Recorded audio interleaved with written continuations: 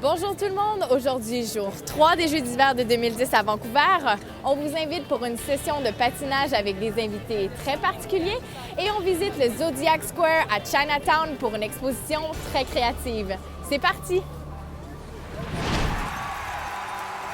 Les premières médailles des Jeux d'hiver de 2010 ont été décernées lors de la finale de saut à ski petit tremplin individuel chez les hommes. L'or a été remporté par le Suisse Simon Hamann suite à un saut de 108 mètres.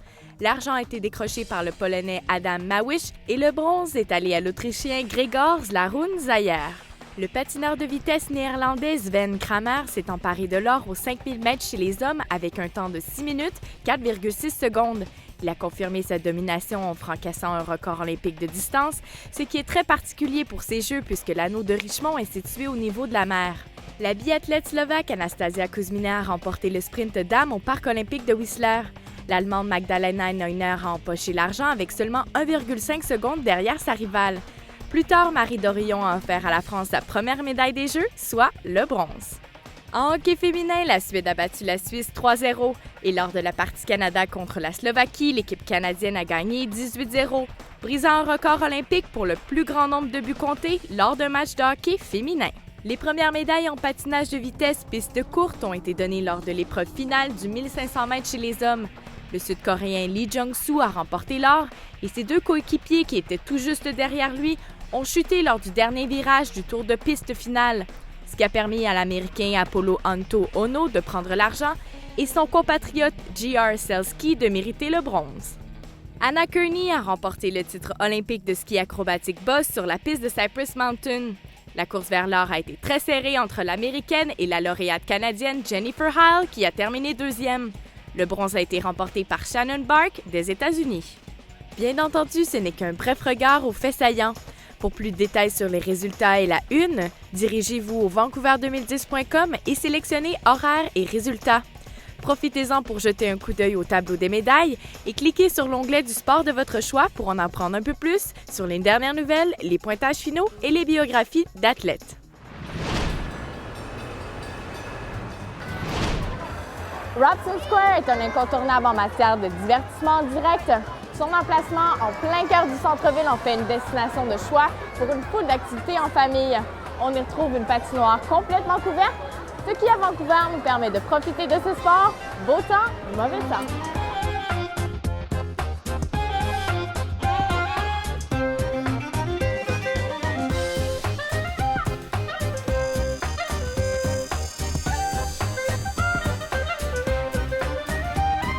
Amateur de sensations fortes, une tyrolienne vous fait traverser le square Robson. On peut même tirer à la rondelle.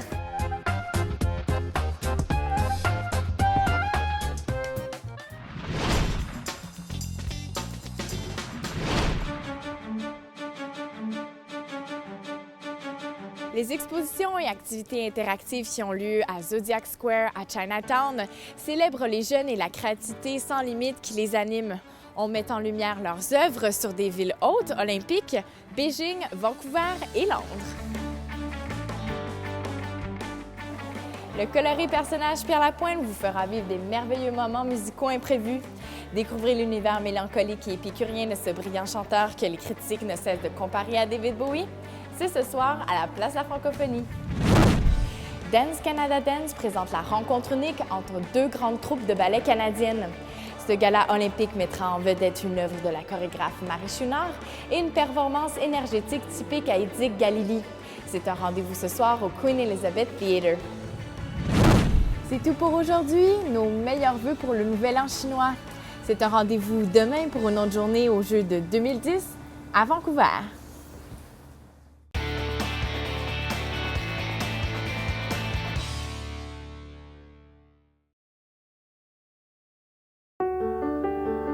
It's big. Beautiful. Laid back. Sophisticated. It doesn't get more West Coast than this.